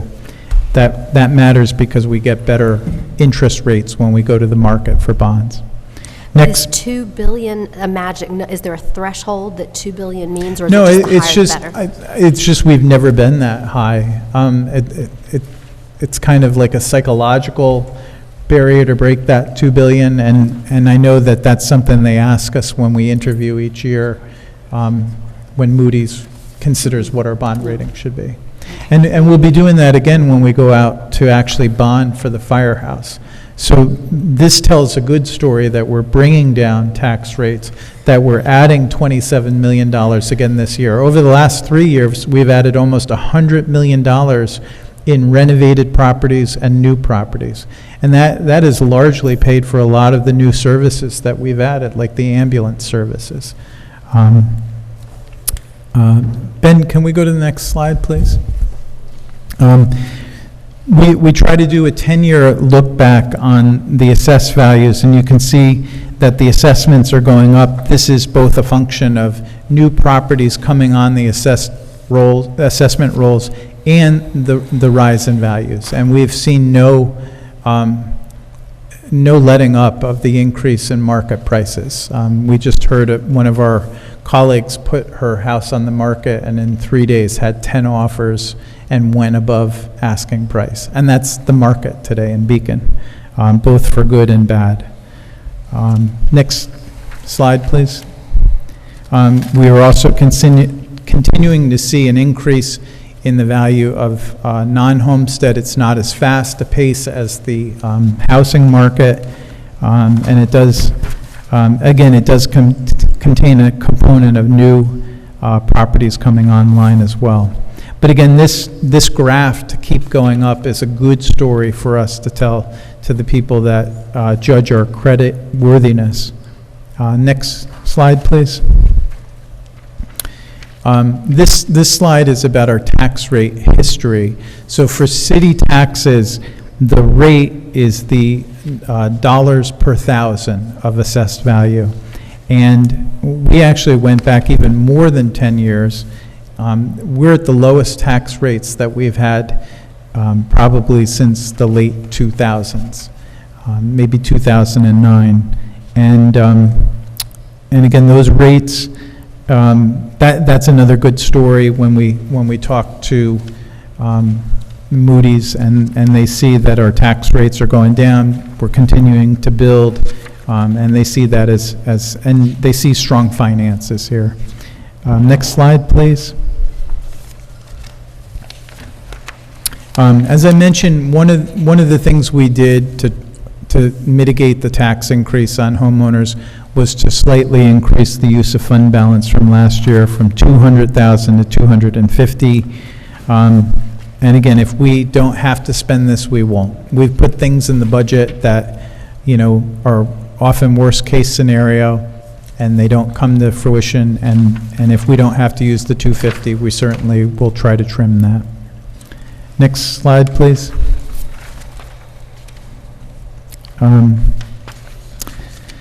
Again, this is showing in it. Yes. Are you on this slide yet? Oh, you ran ahead of that, right? Can we back up the one? Yes. Yeah, Ben, so- can we go back? Dan, you asked about this one. So if you, this one, those numbers are the tax levy, that's the total tax bill, right? It's not the split between residential and commercial. So last year, our total tax bill was 12.5 million that we split amongst all the properties in Beacon, and this year it's going to 2,757. So you can see it's only up 250,000, right, which is well below the tax cap. Okay. And that tax levy is also, again, offset by the increased sales tax we're getting. You recall last year in May, we started in a new 10-year sales tax agreement, sharing agreement with Dutchess County. In 2013, we recognize, in 2023, we've recognized only that partially because we didn't start it at the beginning of the year. We're being cautious about what we budget for that, but it's approximately $1 million to $1,250,000 more than we got under the previous scenario. We're waiting to see what the tax collections are for these 3 months, October, November, December, which are the peak shopping seasons. So we'll have a better idea next year of how we fared on our sales tax and be able to, but we went conservatively on that, trying not to project that amount. That impacts the tax levy, because if you are getting it through the sales tax, then we don't have to rely so much on the property tax. Next. Susan, you want to do this one? Sure. So this is the calculation of how our tax bill is actually calculated. So I like to put this up on the website so individuals could see how a tax bill is calculated. So at the top of the page, we have the what is the actual tax we're proposing to levy, which is the $12,000,007. Then we apply the base proportion. So for the homestead, it's that 0.73, and for the non-homestead, it's 0.27. That gives us how the levy is proportioned to each tax base. Those are the two numbers we have no control over, correct? That's the magic that the state somehow does. I can control the levy Right. piece. The base proportion, we cannot. Right, the 0.73 and the 0.27. No, can't. So from there, I get the assessed values from our assessor, which is broken down for the homestead and the non-homestead, and we are able to apply the rate, which is it's actually a little complicated, dividing the total levied per homestead and non-homestead versus their assessed values gives us the current year rate. And then I subtract the prior year rate to give us our percentage decrease or increase. The current rate is you take the assessed value, divide by 1,000 times the rate, and that's how you come up with the city tax rate. There's also a county portion on the tax bill too. We won't know what that piece is, but this is a calculation of the city portion of the bill. You could also do the same for the school district bill, the same way with when they propose their tax levy and their rate. It's done exactly the same way. Amount per 1,000. Sorry, the 2024 proposed rate per 1,000. Yep. I think I misunderstood something. That It's you okay. said at the top. It's not that simple. It's very. That the city doesn't have control over, The can't base- differentiate between our rate on top of the base proportion between homestead and non-homestead. One more time.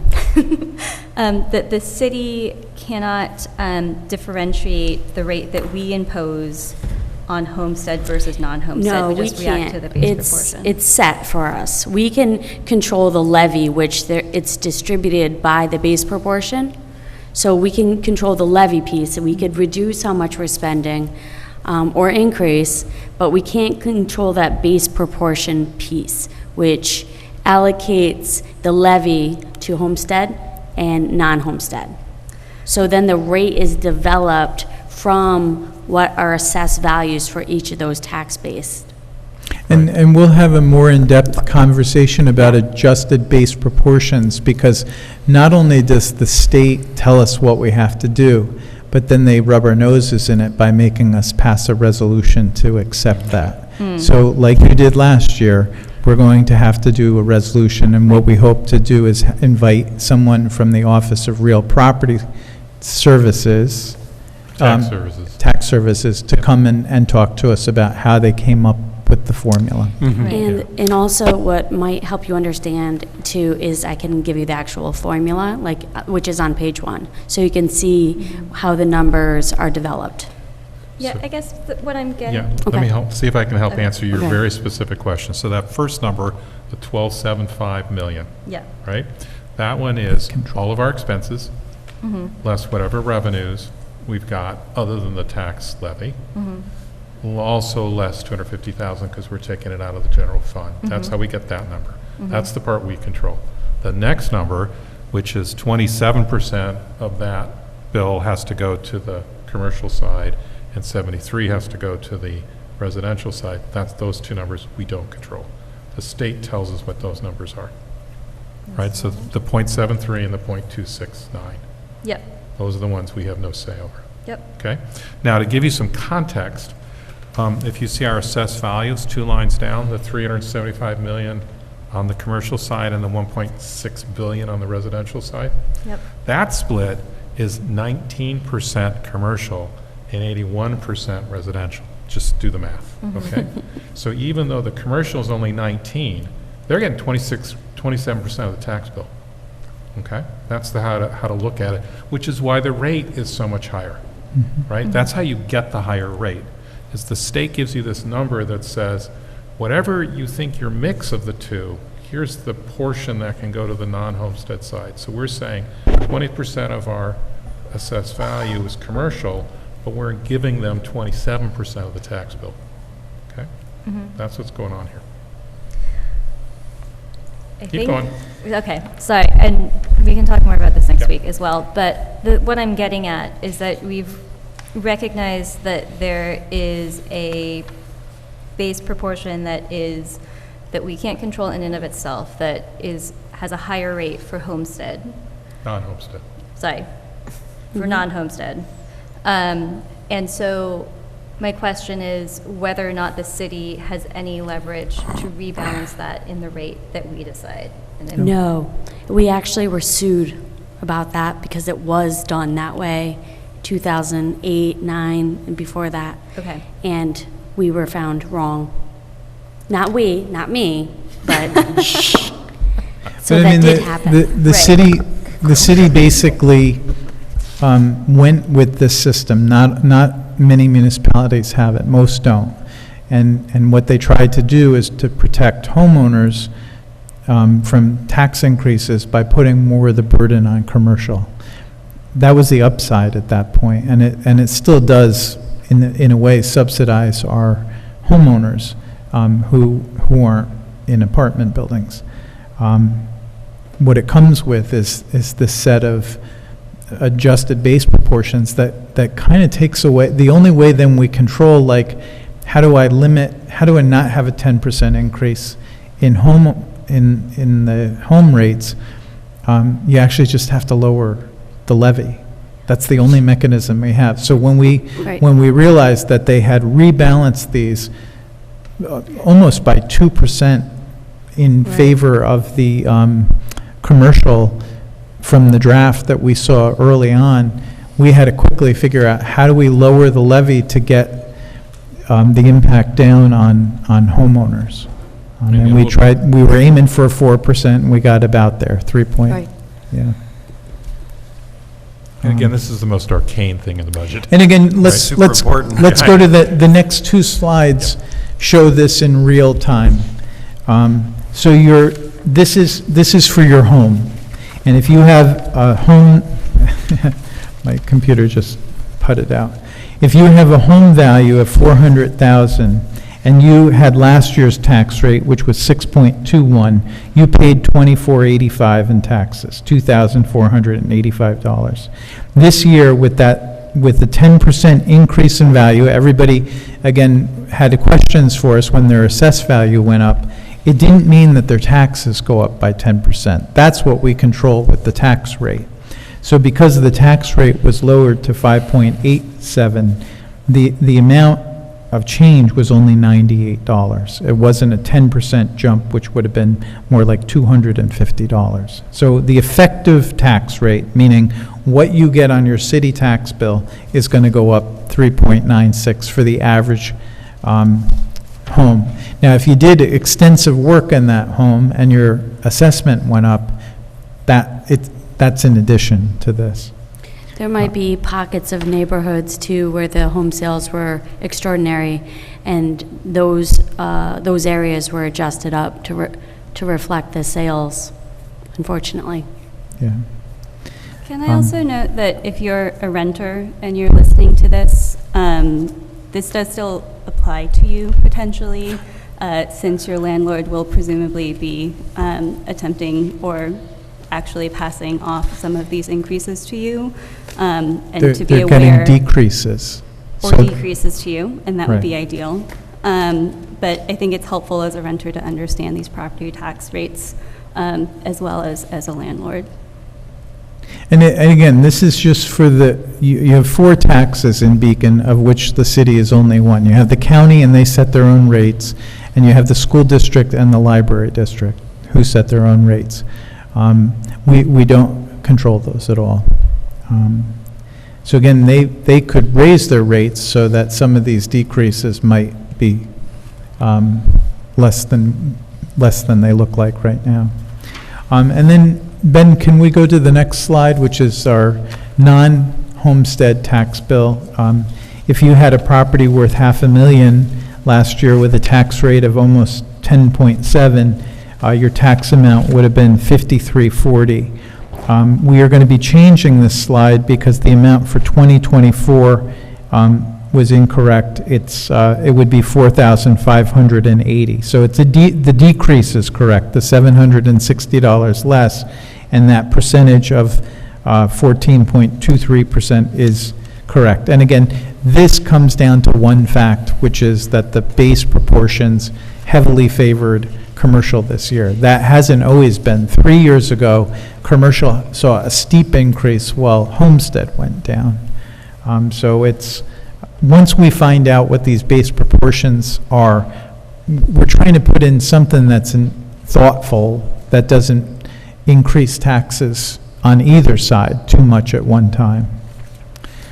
Did I understand correctly that that you said that we have to opt to use the base proportions? No, you have to just, you have to approve them, and you don't have a choice. They go in automatically. It has to be done by resolution and certified by the city clerk. We opted in many years ago to do this split. In order to opt out, you would have to combine it, and it would exponentially increase The homestead side. And it'd be very difficult. Yeah, I can see that. I was just curious if there was more options to shop. No, No, only a that's the couple pitiful part, communities right? locally do this. Okay. Newburgh, Village of Wappingers Falls, off the top of my head. Thank you. Wappingers, Fishkill, the school district is entirely in a 2-tier system. There are about 50 communities across the The state Village that of do Fishkill does, yes. two tiers. And again, the design is that the residential side gets a lower percentage than they otherwise would, right? Yeah. So. It's hard to see, though, I know. Well, the non-homestead are not getting across-the-board increases either because they're valued differently. I'm speaking out of turn. I'm the director of finance, not the assessor. But that's why you're not seeing a change. There's not across-the-board increases in the commercial. So they're based differently. They're based on income rather than sales. And Ben, can we go to the next slide, please? We provide this each year, just so you know. We have we're proposing 131.5 full-time employees. That's up 2.5, but it's really only up 0.5. We're just carrying through the new hires that we really needed and did towards the end of summer in this year. And you can see we generally have been just going up very incrementally on this. Some municipalities have done hiring, and then when things don't go so well the next year, they lay people off. And we'd much rather make sure that the hires that we have are people that we're going to be able to afford to keep. And so we've been really cautious in just adding new positions here or there. I do appreciate that we could add the two that we did this year, because I think both of them are going to make a direct and positive impact on the quality of life here. And the last slide is a pie chart with a breakdown, Ben. And again, I think it's important to note that some of these pieces of the pie include retirement and some don't. And I don't know that I conveyed that last year like I should. Like the police and the fire, their retirement is actually in their pie slice, whereas that's not in recreation and it's not in general administration. It is in sewer and water because they're separate funds. But there's this weird thing where some of the departments, it's in their pie, and some it's separately in the general employee benefits. And then I think I'm done with the presentation, Ben. And this is a great shot of Spirited Beacon Day. And I do have to also say that the organizers did an amazing job. It was just so good to see the community come out like it did this year. And if you have questions, we would love to answer them, and we're going to have much more detailed conversations about this in the coming meetings. I don't think I quite understood, Susan, your last comment. Can you repeat that? Which one? Your very last comment. You said you were speaking out of turn. Oh, the commercial. There's not an overall assessment increase each year. The homestead has an overall assessment increase or decrease. Fortunately for us, it's been an increase. But the commercial doesn't have, all the other commercial tax bases are not increased by someone that comes in and buys an apartment building for $1 million. Whereas if it was a homestead and someone bought in the community for $1 million, it would increase your value for your homestead. So the commercial assessments are based on the income for the property, not the local sales.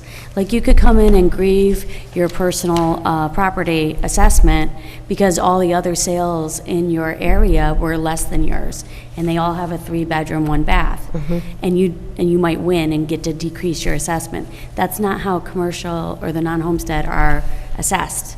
That's why you're not seeing overall year-to-year increases.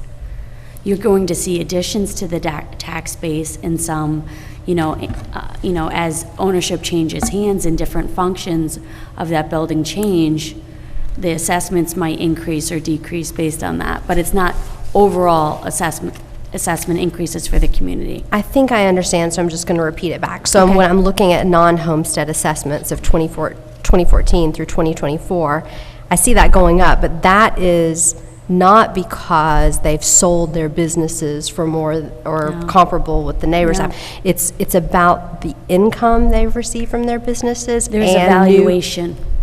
New businesses coming. Right. Okay.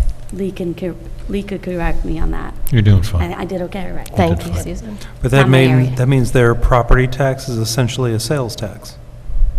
No? No. No. No, so Incomes. the way you would value a commercial property are the rents, right? It's not the businesses in there, that's separate, right? The commercial property, it's a function of the rents. It's the same with an apartment, right? It's not what it sells for, it's what the rents are. right? And there's an estimate of what the costs are that go with it. That's usually how you do commercial side Oh, valuation. so it's the real estate income, not the business income. It's the real estate Thank you. income, right? Yes. On a home, since there isn't rent, right, you use the sales approach to figure out valuation. So you rely on comparable sales, right? And that's traditionally how the two are done, because they're appropriate for those classes. Right? All right, thanks. Yep. So we'll have a printed copy of the budget for, available for the public to review outside the clerk's window. It'll also be posted by tomorrow morning along with the presentation. And then as we go through and we have subsequent presentations, we'll also post those. So we're still working on the details of those. We'll also have a copy at the library available Yes. for inspection. If you want a printed copy, just let me know and I'll have one waiting for you. Or Excel, if you'd like. Yeah, that's my question, is I would like one. A printed copy? Sure. And as I mentioned, Okay. Yes. 3, 4. All right, no problem. 4 dinosaurs at the table. Okay.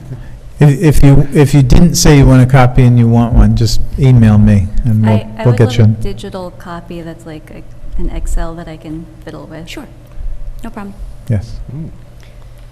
Okay. Gosh. Never dared to ask. I get it. That's the fun part. Okay. And that is our budget for 2024. All right, we got lots more time to go through this. Everybody good for now? We can go forward? Yeah. Okay. Thank you. Thank you, all of Susan. No problem. Thanks, Susan. All right, appreciate all the time you spent on it. Are we ready to go to local laws? All right, let's do it.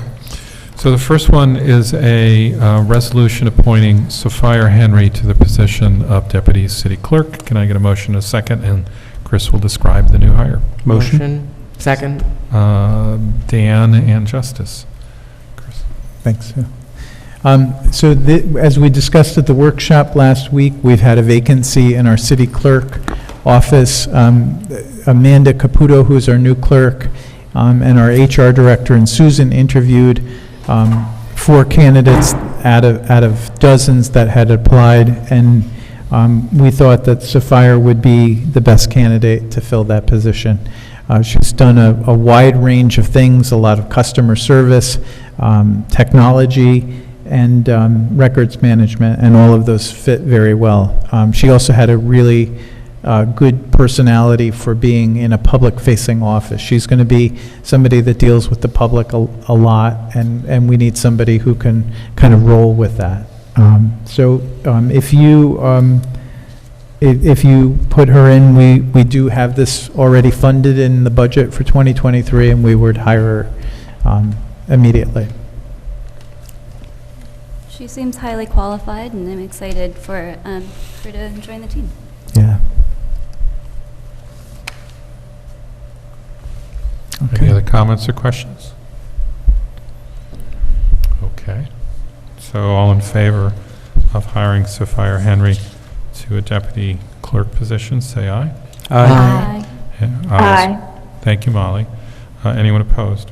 Okay. Second item is a local law.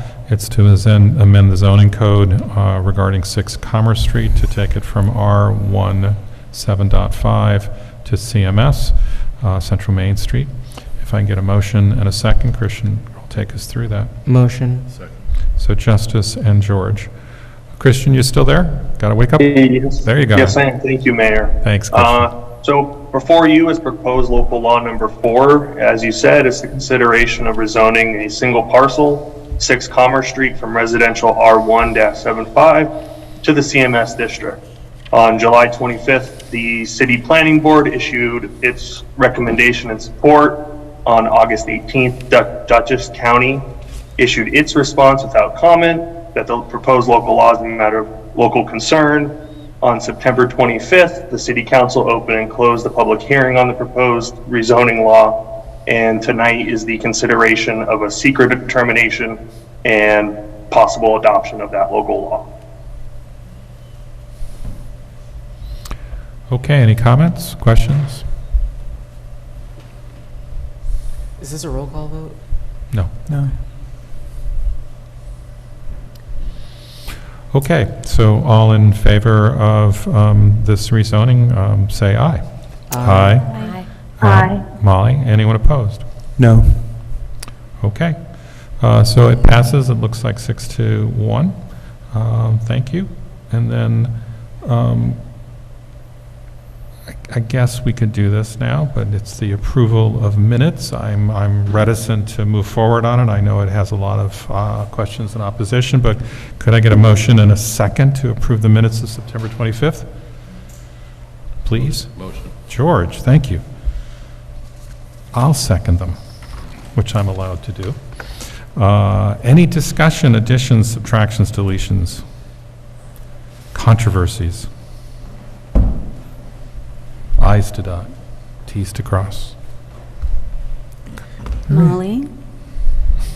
Nothing on my end. All right, all in favor, say aye. Aye. Anyone opposed? Aye. Thank you, Molly. This is the second opportunity for public comment. If you did not get a chance to speak at the first one and would like to speak on any topic of your choice for up to 3 minutes, now's your time. I don't see anyone in the physical public who And we hasn't no spoken. longer have anyone online. And we don't either online, is that right, Ben? Correct. Thank you. Okay. I would entertain a motion to go into executive session to discuss personnel, and then to immediately come out and to adjourn without doing any further business. Motion to go into executive session to discuss personnel, and then to adjourn immediately after and discuss no further business. Thank you, Justice. Second? Second. Thank you, Dan. All in favor? Aye. All right. Aye. Thank you all. In the public. And Molly, you should have a link to come back in on the executive session. Thanks. Yep, I do. Thank Very you. good. You too, Christian. Thanks for sticking around. Thank you.